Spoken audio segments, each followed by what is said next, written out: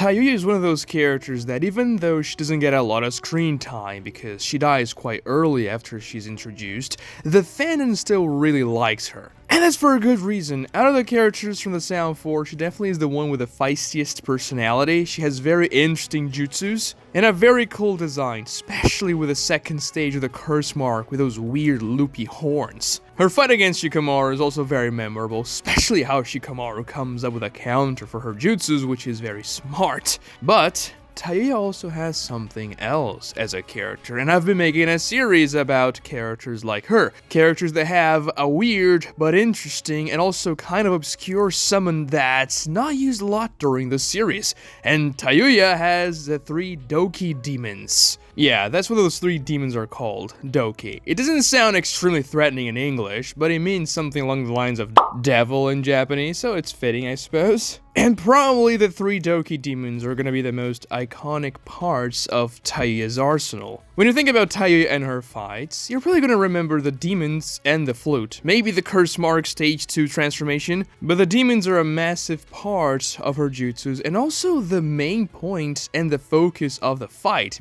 Because Shikamaru's entire strategy to try and defeat Tayuya revolves around capturing those 3 demons with his shadow possession. Now yes, even though capturing the demons with his shadow possession was a fake out and he was using that as a distraction so he could warp his shadow around the tree lines behind her and capture her with them, they were still massively important for his strategy regardless. And yeah, the strategy doesn't work because Shikamaru was going to die anyway. But Temari saves his life, his future wife comes for the rescue. And also brutally kills Tayuya. She seems to be the very jealous type, doesn't she? Tayuya got way too close to Shikamaru for Temari to tolerate it. She just couldn't do it. And so she just, let's go ahead and kill her. By the way, did you know that Tayuya was 14 years old when she fought against Temari and Shikamaru and when she died? A lot of people think she's way older, but no, she was 14, just like the entire Sound 4 team. Kimaru was 15, he was 1 year older, and Temari is also 15 here, so she's actually 3 years older than Shikamaru. But those are some just fun facts. Let's go back to Tayuya's very cool and interesting summons. The 3 Doki Demons are pretty damn large. I guess obviously they're not the largest summons in the series, they don't come close to something like Gamabunta or Manda, but when you see them in comparison to Tayuya here when she first summons them, they're pretty damn massive. They also have different weapons, varying from weird clubs to just kind of bone katars on their fists, and they're also pretty damn strong and fast. We can see that when they attack Shikamaru, they cut through the trees using their attacks, and they don't even have blades, they just break through the trees very easily. You may even say that for the end of the series, this is not very impressive, but for that point of the story and for what Shikamaru was facing, that was pretty damn terrifying. Shikamaru even thinks that Tayuya's skill level reaches Jonin level, which is pretty damn impressive, and he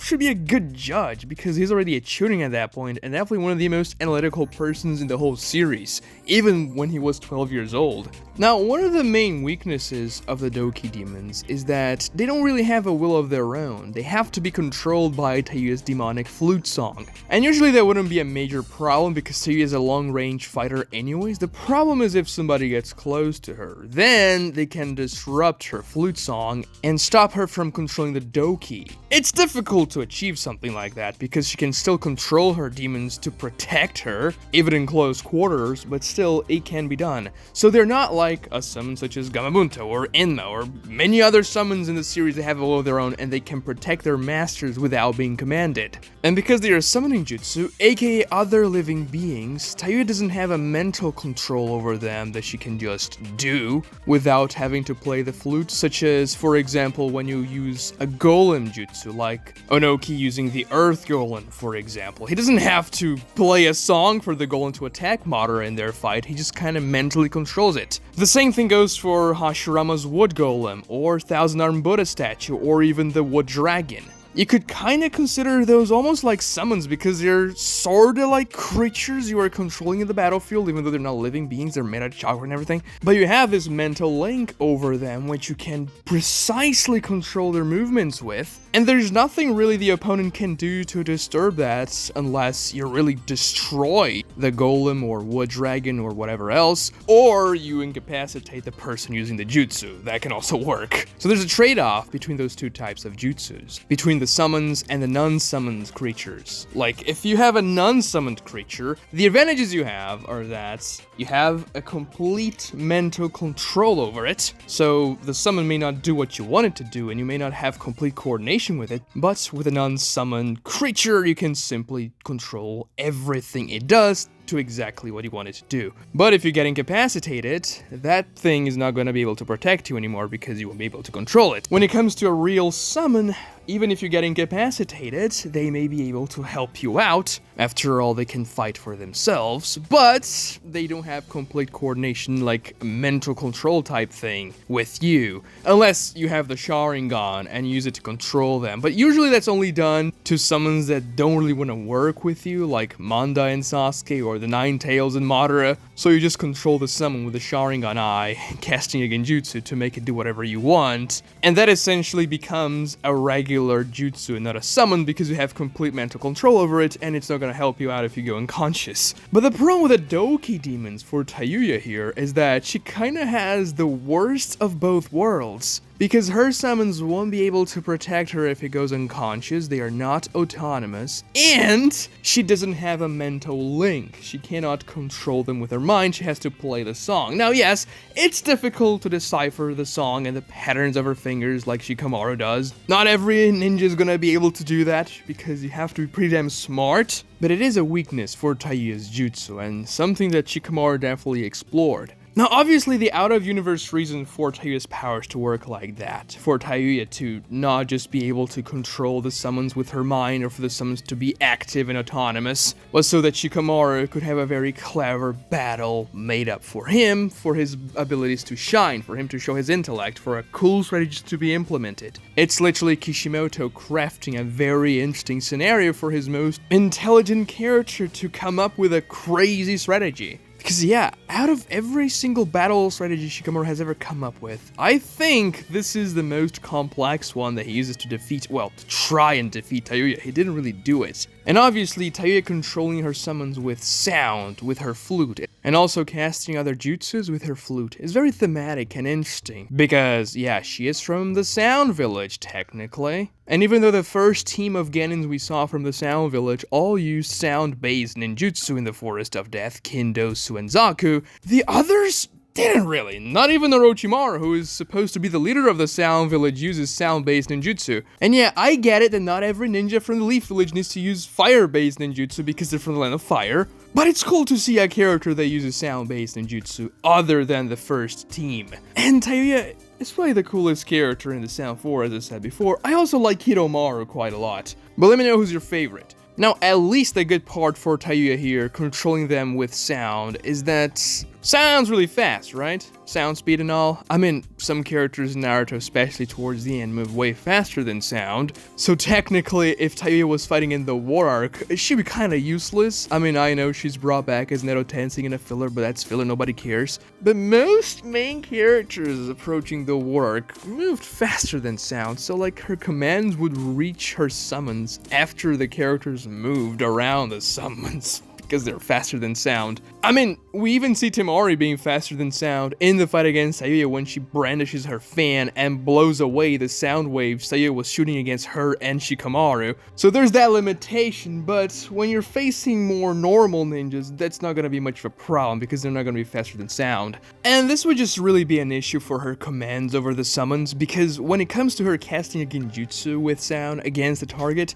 you can't really do much about it because you only perceive sound when it reaches you. So if it reaches you as the genjutsu, you are under the genjutsu already. That's how Kabuto catches EMS Sasuke and Itachi, Edo Tensei Itachi, in the war arc with the same genjutsu Tayuya uses against Shikamaru. Even though those two characters are clearly faster than sound, a sound genjutsu still works on them because if sound reaches you, there's nothing much you can do. Like, you can't hear sound before it reaches you. That's the whole point. The sound waves are propagating the noise, and when they reach your ear, that's when you're gonna hear them. So if Tayuya hides behind a tree and casts the illusion genjutsu with her flute, you can't really see much, and the sound waves are invisible, so they're gonna get to you. The problem is gonna be the commands to the summons, because those are gonna have a pretty long delay time if the opponent moves at the speed of sound or faster. So that's another weakness for her summons. But let's be real here, if Tayuya's facing a character that consistently moves faster than sound, she's not gonna have much of a chance anyway.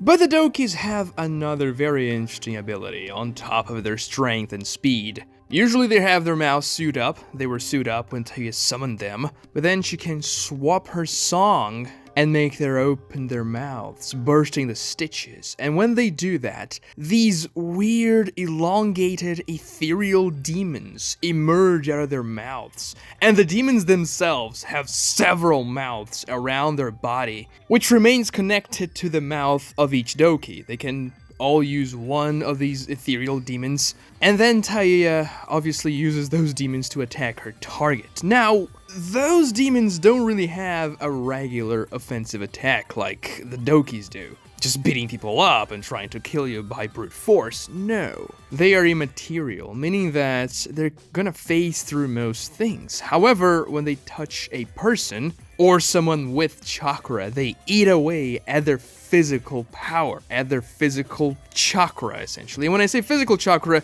I mean it. There's a differentiation here, a very important one that's made by Shikamaru himself when he's analyzing the jutsu. He realizes those ethereal demons are made out of spiritual energy, or the spiritual side of chakra. If you remember, chakra is a mixture of your physical and spiritual or mental energy. They kind of swap the terms from spiritual and mental from time to time, but that's whatever. Remember, every time we get an explanation related to chakra, there's that swirling chakra thing in the person's stomach with two parts. One of those parts is spiritual and the other part is physical energy. They have to fuse together and combine themselves in harmony to create your flow of chakra. Now, as Shikamaru notes, the problem with those ethereal demons is that they only have spiritual energy to them. They're incomplete chakra beasts or demons, however you want to call them, and so they're going to crave physical energy to stabilize themselves and return to normal. Spiritual chakra, pure spiritual chakra like that is unnatural, and so the creatures are going to chase